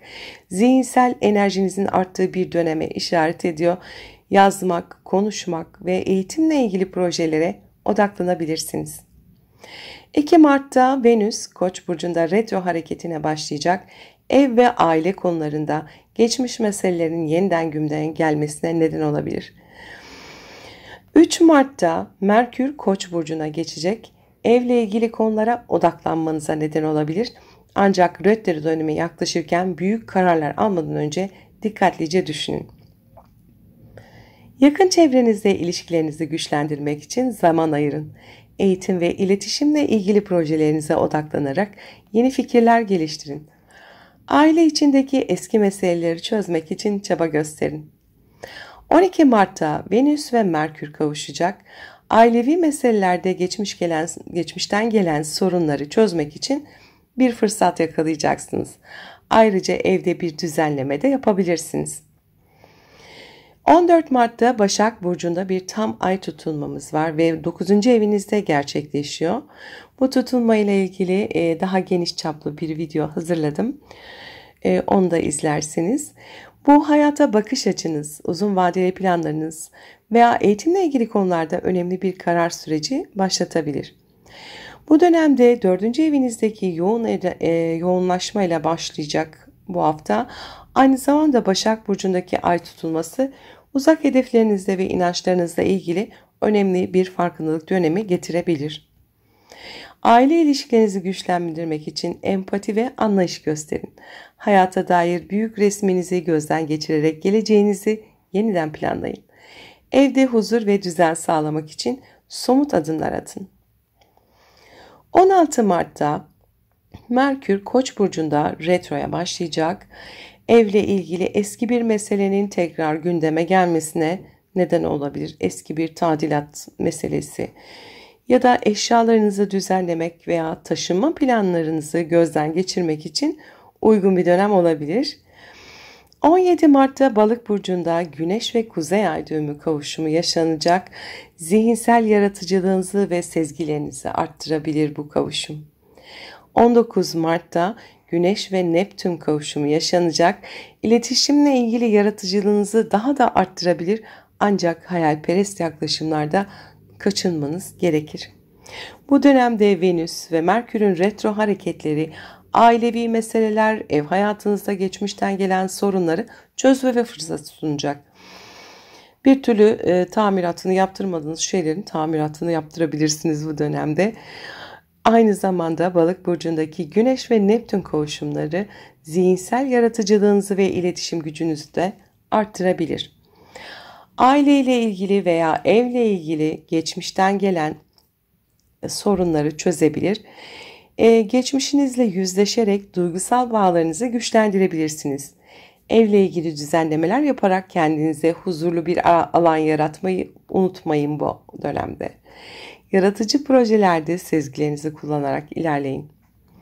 Ayın son haftasında Koç burcundaki gezegen hareketleri ve güneş tutulması ev ve aile ile ilgili konularda önemli bir yenilenme süreci başlatacaktır. Evde yeni bir düzen kurabilir, taşınma, tadilat veya ailevi bağlarla ilgili güçlendirmeler yapabilirsiniz. 23 Mart'ta Güneş ve Retro Venüs Koç burcunda kavuşacak. Ev hayatınızda geçmişten kalan bir konunun yeniden gündeme gelmesine neden olabilir bu. 25 Mart'ta Güneş ve Retro Merkür kavuşacak. Evle ilgili eski bir meseleyi çözmek için önemli bir fırsat yaratabilir. 29 Mart'ta Koç burcunda parçalı güneş tutulması var ve 4. evinizde gerçekleşiyor. Bu tutulma ile ilgili ayrı bir video çekeceğim. Bu ev hayatınızda ve aile ilişkilerinizde yeni bir başlangıç yapabileceğinizi gösteriyor. Taşınma, dekorasyon veya aile ile ilgili sorunların güçlendirilmesi ve konuların çözümlenmesi anlamına gelebilir. 31 Mart'ta Neptün Koç burcuna geçiyor. İşte bu çok özel bir astrolojik gösterge. Uzun vadede ev ve aile ile ilgili daha sezgisel ve yaratıcı bir yaklaşım geliştirmenizi sağlayabilir. Neptün bir süre Koç burcunda ilerledikten sonra tekrar geri hareketiyle Balık burcuna dönecek. Ama bu Neptün Koç sürecinin bir fragmanını yaşatacak size. Bu dönemde neler yaşadığınıza dikkat ederseniz önümüzdeki dönemde bu konular gündeminizde olacak anlamına gelecek. Evde ve aile hayatında huzur ve dengeyi sağlamak için bu dönemde çaba gösterin. Yeni bir yaşam düzeni kurmak için gerekli adımları atın. Aile ilişkilerinizi daha derin ve anlamlı hale getirmek için empati ve anlayış geliştirin. Mart ayının ilk yarısında zihinsel enerjilerinizin arttığı bir dönemde olacaksınız. Eğitim, yazı veya konuşma ile ilgili projelere odaklanarak yaratıcılığınızı ortaya koyabilirsiniz. Ayın ikinci yarısında ev ve aile hayatında önemli dönüşümler yaşayabilir, eski meseleleri çözerek daha sağlam bir düzen kurmaya odaklanabilirsiniz. Başak burcundaki tam ay tutulması uzun vadeli hedeflerinizle ilgili farkındalıklar getirecektir. Yeni planlar yaparken eski deneyimlerden faydalanın. Koç burcundaki güneş tutulması ev hayatınızda yeniliklere kapı açıyor. Daha huzurlu ve düzenli bir yaşam alanı oluşturmak için fırsatları değerlendirin. Mart ayı Oğlak burcu için hem zihinsel hem de duygusal anlamda dönüşüm ve yenilenme fırsatları sunuyor. Bu dönemi içsel huzurunuzu arttırmak ve aile ilişkilerinizi güçlendirmek için değerlendirin. Mutlu bir ay geçirmenizi dilerim. Merhaba kovalar, Mart ayı gökyüzü gündemine hoş geldiniz. Mart ayı kova burçları için finansal konular, değerler, iletişim, eğitim ve yakın çevreyle ilgili önemli gelişmelerin yaşanacağı bir dönem olacak. Ayın ilk yarısında ikinci ev, ikinci yarısında ise üçüncü ev ön planda olacak ve enerjiler baskın hale gelecek. Ay sonunda Koç burcunda gerçekleşecek güneş tutulması iletişim ve öğrenim alanlarında yeni başlangıçları işaret ediyor. Astrolojik gündeme geçmeden önce minik bir hatırlatma yapmak istiyorum. Kanalıma abone olmayı, videoları beğenmeyi, yorum bırakmayı ve sevdiklerinizle paylaşmayı unutmayın lütfen. Desteğiniz için çok teşekkür ederim. Mart ayının ilk günlerinde Balık burcundaki yoğun gezegen hareketleri ikinci evinizde etkili olacak. Bu maddi durumunuzu gözden geçirmek, gelir ve gider dengenizi sağlamak ve kişisel değerlerinizi yeniden tanımlamak için önemli bir dönem olacak. 1 Mart'ta Güneş, Satürn, Neptün, Kuzey Ay düğümü ve Merkür hepsi Balık burcunda toplaşacak. Maddi kaynaklarınızı düzenlemenize ve finansal hedeflerinize odaklanmanıza yardımcı olacaklar. Duygusal ve manevi değerlerinizi de sorgulayabilirsiniz. 2 Mart'ta Venüs Koç burcunda retro hareketine başlayacak. Yakın çevrenizle ilgili geçmiş meselelerin tekrar gündeme gelmesine neden olabilir. Eski arkadaşlar veya kardeşlerle ilgili konularda dikkatli olun. 3 Mart'ta Merkür'ün Koç burcuna geçişi iletişim trafiğinizi arttırabilir. Yeni fikirler ve projeler gündeme gelebilir. Bu dönemde gelir ve giderlerinizi düzenleyin. Finansal planlarınızı gözden geçirin. Maddi ve manevi değerlerinizi sorgulayarak kendinize yeni hedefler belirleyin. İletişim ve yakın çevreyle ilişkilerde geçmiş meseleleri çözmeye odaklanın. 12 Mart'ta Venüs ve Merkür kavuşumu yaşanacak. Yakın çevre ve iletişim alanlarında eski konuları çözmek için fırsatlarınız olacak. Bu dönemde bir eğitim veya yazı projesi gündeme gelebilir. Geçmişte yapmayı düşündüğünüz bu projeleri şimdi gündeme alabilirsiniz. 14 Mart'ta Başak Burcu'nda tam ay tutulması yaşanacak. Bu sizin 8. evinizde gerçekleşiyor. Bu konuyla ilgili daha detaylı bir video yapacağım. Ortak finansal kaynaklar, kredi ve borçlarla ilgili önemli kararlar alabilirsiniz. Ayrıca duygusal derinlik gerektiren bir durumla yüzleşebilirsiniz. Bu dönemde 3. evinizdeki enerjiler yoğunlaşmaya başlıyor. Aynı zamanda Başak Burcu'ndaki ay tutulması ortak kaynaklar ve finansal paylaşımlarınızla ilgili önemli bir farkındalık dönemi getirebilir. Yakın çevrenizde ilişkilerinizi güçlendirin ve iletişimde açık olun.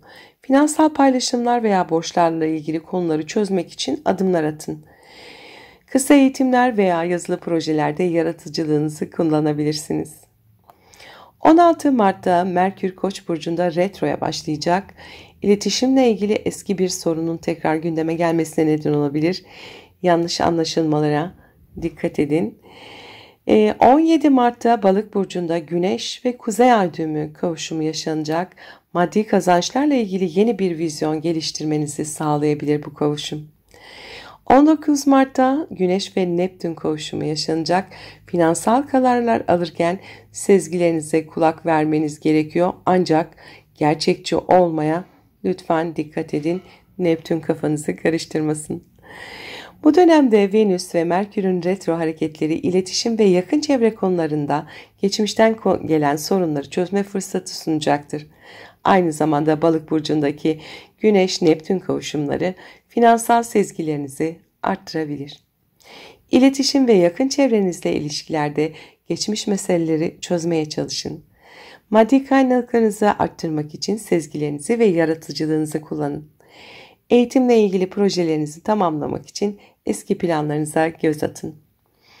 Ayın son haftasında Koç burcundaki gezegen hareketleri ve güneş tutulması, iletişim, eğitim ve yakın çevreyle ilgili konularda önemli bir yenilenme sürecini başlatacak. Yeni bir eğitim programına başlayabilir veya yakın çevrenizle ilişkilerinizi güçlendirebilirsiniz. 23 Mart'ta Güneş ve Retro Venüs Koç burcunda kavuşumu eski bir arkadaş veya kardeşle ilgili meselelerin tekrar gündeme gelmesine neden olabilir. 25 Mart'ta Güneş ve Retro Merkür'ün kavuşumu eski bir iletişim projesini tamamlamak için fırsat yaratabilir. Trafikte dikkatli olun lütfen. 29 Mart'ta Koç burcundaki parçalı güneş tutulması yine 3. evinizde gerçekleşiyor. Bu iletişim, eğitim, kısa yolculuklarla ilgili yeni bir başlangıç yapabileceğinizi gösteriyor. Ve son olarak 31 Mart'ta Neptün Koç burcuna geçiyor. İşte bu çok özel bir astrolojik gösterge. Neptün Koç burcunda bir süre ilerledikten sonra tekrar Balık burcuna geri dönecek. Ve bu süreç zarfında size bir fragman yaşatacak. Bu yaşadıklarınızı konuları dikkatle incelerseniz önünüzdeki dönemde Neptün size o konuları yavaş yavaş sindire bir çözüme kavuşturacaktır. Uzun vadede iletişim ve öğrenme alanlarında daha sezgisel, yaratıcı bir yaklaşım geliştirmenizi sağlayabilir. Yeni eğitim ve iletişim projelerine açık olun ancak geçmişten gelen meseleleri çözmeden ilerlemeyin. Yakın çevrenizde ilişkilerinizi daha derin ve anlamlı hale getirin. Yaratıcılığınızı yazı, konuşma veya eğitim projelerinde kullanarak yeni kapılar açın.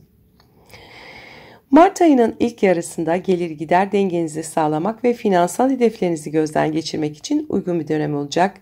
Ayın ikinci yarısında yakın çevre, eğitim ve iletişim konuları ön planda olacak. Yeni projeler ve fikirler için ilham dolu bir dönemde olacaksınız. Başak burcundaki tam ay tutulması ortak finansal kaynaklar ve derin duygusal meselelerle ilgili önemli farkındalıklar getirecektir. Koç burcundaki güneş tutulması iletişim ve eğitim alanında yeni bir dönemin başlangıcını işaret ediyor. Yeni projelere ve ilişkilere açık olun. Mart ayı Kova burcu için hem maddi hem de zihinsel anlamda önemli dönüşüm ve yenilenme fırsatları sunuyor. Bu dönemi geçmişi de geride bırakıp yeni başlangıçlar yapmak için değerlendirin. Mutlu bir Mart ayı geçirmeniz dileğiyle. Merhaba balıklar, Mart ayı gökyüzü gündemine hoş geldiniz. Mart ayı balık burçları için oldukça güçlü bir dönem olacaktır. Güneş, Satürn, Neptün, Merkür ve Kuzey Ay düğümünün burcunuzda toplanması, kendinizi ifade etme, kişisel hedefler belirleme ve hayatınızda önemli bir dönüm noktasına ulaşma fırsatları sunuyor. Ayın ilk yarısında kişisel gelişim ve bireysel hedefleriniz ön planda olurken ikinci yarısında maddi kazançlar ve değerlerinizle ilgili konular gündeme gelecek. Ay sonunda Koç burcunda gerçekleşecek güneş tutulması finansal anlamda yeni başlangıçlara işaret ediyor. Astrolojik gündeme geçmeden önce minik bir hatırlatma yapmak istiyorum. Kanalımıza abone olmayı, videoları beğenmeyi, yorum bırakmayı ve sevdiklerinizle paylaşmayı unutmayın lütfen. Desteğiniz için teşekkür ederim. Mart ayının ilk günlerinde Balık burcundaki gezegen hareketleri 1. evinizde yoğunlaşacak. Bu hem fiziksel hem de duygusal olarak kendinizi yenileme ve hayatınızın kontrolünü ele alma fırsatı sunuyor. 1 Mart'ta Güneş, Satürn, Neptün, Kuzey Ay düğümü, Merkür Balık burcunda hepsi toplaşacak ve kişisel gücünüzü arttıran bir döneme işaret edecek. Hayatınızı şekillendirmek için önemli kararlar alabilirsiniz. 2 Mart'ta Venüs'ün Koç burcunda retroya başlaması, maddi konular ve kişisel değerlerinizle ilgili geçmişten gelen meseleleri gündeme getirebileceği gibi para ve maddi olanaklarla ilgili bir takım kısıtlanmalar ya da gecikmelere neden olabilir. Merkür'ün Koç burcuna geçişi ise 3 Mart'ta finansal planlamalar ve kazançlar üzerine odaklanmanıza neden olacak bu da. Bu dönemde kendinize güveninizi arttıran adımlar atın ve kişisel hedeflerinize odaklanın. Fiziksel ve ruhsal sağlığınızı güçlendirmek için kendinize zaman ayırın. Maddi konularla geçmişte kalan eski meseleleri, yarım kalan meseleleri ele alın. 12 Mart'ta Venüs ve Merkür kavuşumu yaşanacak. Bu da finansal kaynaklar ve kazançlarınızla ilgili eski sorunları tekrar gündeme getirip çözümlenmesine fırsat yaratacaktır. 14 Mart'ta Başak Burcu'nda tam ay tutulmamız var ve 7. evinizde gerçekleşiyor. Bu Başak Burcu'ndaki ay tutulması ile ilgili daha geniş bir video hazırlayacağım. Bu ilişkilerinizde önemli bir dönüm noktasına gelmenize neden olabilir. Ortaklıklar ve işbirlikleriyle ilgili netleşmeler yaşayabilirsiniz. Bu dönemde 2. evinizdeki enerjiler yoğunlaşmaya başlıyor. Aynı zamanda Başak Burcu'ndaki tam ay tutulması ilişkiler ve ortaklıklarla ilgili önemli farkındalıklar getirebilir. Gelir ve giderlerinizi düzenleyerek finansal planlarınızı gözden geçirin bu dönemde. İlişkilerinizde dengeyi sağlamak için empati ve anlayış geliştirin. Maddi ve manevi değerlerinizi sorgulayarak hayatınızı sadeleştirin, yeniden yapılandırın. 16 Mart'ta Merkür Koç burcunda retroya başlayacak. Maddi planlarınızı yeniden değerlendirmenizi gerektirebilir. Harcamalarınıza dikkat edin. Para ile ilgili her konuda dikkatli olun. Biliyorsunuz Venüs'te yine Koç burcunda retroda ve 2. evinizde ani harcamalardan kaçının, planlarınızı doğru yapın. 17 Mart'ta Balık burcunda Güneş ve Kuzey Ay düğümü kavuşumu var. Bu da kişisel gelişiminiz ve hedeflerinizle ilgili önemli bir aydınlanma sağlayabilir. 19 Mart'ta Güneş Neptün'le kavuşacak. Manevi ve yaratıcı yönlerinizi ortaya koymanız için size ilham verebilir. Ancak gerçekçi olmaya dikkat edin. Maddi kaynaklarınızı daha verimli kullanmak için bütçenizi yeniden gözden geçirin. Bu dönemde Venüs ve Merkür'ün retro hareketleri maddi kazançlar ve değerlerinizle ilgili geçmiş meseleleri çözmek için fırsat sunacaktır. Aynı zamanda Balık burcundaki Güneş-Neptün kavuşumları sezgilerinizin güçlendiği bir dönemi, parladığınız bir dönemi de işaret ediyor. Kişisel hedeflerinizi belirlerken sezgilerinize güvenin, ancak somut planlar yapmayı unutmayın. Aman Neptün'ün hayallerine kapılmayın. Manevi ve ruhsal gelişiminiz için meditasyon, yoga gibi pratiklere, dualara, terapilere ihtiyaç duyabilirsiniz. Ayın son haftasında Koç burcundaki gezegen hareketleri ve güneş tutulması maddi kazançlar ve değerlerinizle ilgili yeni bir dönemi başlatacak. Gelir kaynaklarınızı arttırmak ve finansal düzenlemeler yapmak için önemli fırsatlar gündeme gelir. Ama bu dönemde değil, Nisan ayı gibi karar verin, retro süreçleri geçsin bir. 23 Mart'ta Güneş ve Retro Venüs Koç burcunda kavuşacak. Eski bir finansal konunun tekrar gündeme gelmesine neden olabilir. 25 Mart'ta Güneş ve Retro Merkür kavuşumu geçmişte planladığınız bir maddi projeyi tamamlamak için fırsat yaratabilir. 29 Mart'ta Koç burcunda parçalı bir ay tutulması var ve bu ikinci evinizde gerçekleşiyor. Yine para, yine finansal kaynaklar, finansal değerler ve kişisel değerlerle ilgili bir evde sürekli bir yoğunluk var. Bu konuyla ilgili daha detaylı bir video yapacağım. Bu finansal alanda bir yeni başlangıç yapmanızı sağlayabilir. Yeni gelir kaynakları ve yatırımlar gündeme gelebilir bu dönemde. Ve 31 Mart'ta Neptün Koç burcuna geçiyor. İşte bu bayağı önemli bir astrolojik gösterge. Neptün bir süre Koç burcunda ilerledikten sonra tekrar Balık burcuna geri dönecek ve size bu arada bir fragman gösterecek. Bu konulara dikkat ederseniz önümüzdeki senelerce hep bu tarz konular gündemimize gelecek anlamına geliyor. Maddi konularda daha yaratıcı ve sezgisel bir yaklaşım geliştirmenizi sağlayabilir Neptün'ün Koç burcundaki hareketi. Maddi hedeflerinizi netleştirerek somut adımlar atabilirsiniz. Geçmişten gelen finansal meseleleri çözerek fırsatları değerlendirebilirsiniz bu dönemde. Manevi değerlerinizi güçlendiren ve sizi huzurlu hissettiren alanlara yönelirseniz daha mutlu olursunuz. Mart ayı boyunca özellikle ayın ilk yarısında kendinizi yeniden tanımlayarak kişisel hedeflerinize odaklanın. Güçlü bir dönemde ve parlayacağınız bir dönemde olacaksınız. Ayın ikinci yarısında maddi kazançlar ve harcamalar ön planda olabilir. Gelir kaynaklarınızı arttırmak için yaratıcı fikirler geliştirebilirsiniz. Başak burcundaki tam ay tutulması ilişkilerinizde netleşme ve denge arayışı getirecektir. İşbirlikleriyle ilgili kararlar alabilirsiniz. Bu arada ilişkilerle de ilgili devam ya da bitirme kararları da alabilirsiniz. Koç burcundaki güneş tutulması finansal konularda yeni bir dönemi işaret ediyor. Gelir kaynaklarınızı arttırmak ve finansal düzenlemeler yapmak için harekete geçebilirsiniz. Harekete geçmeyin, bir süre bekleyin. Retroların bitimine kadar, ondan sonra harekete geçin. Mart ayı Balık burcu için güçlü enerjilerin ve yeni başlangıçların bir dönemi olacak. Kendinize ve hedeflerinize güvenerek bu dönemi en iyi şekilde değerlendirin. Mutlu bir Mart ayı geçirmenizi dilerim.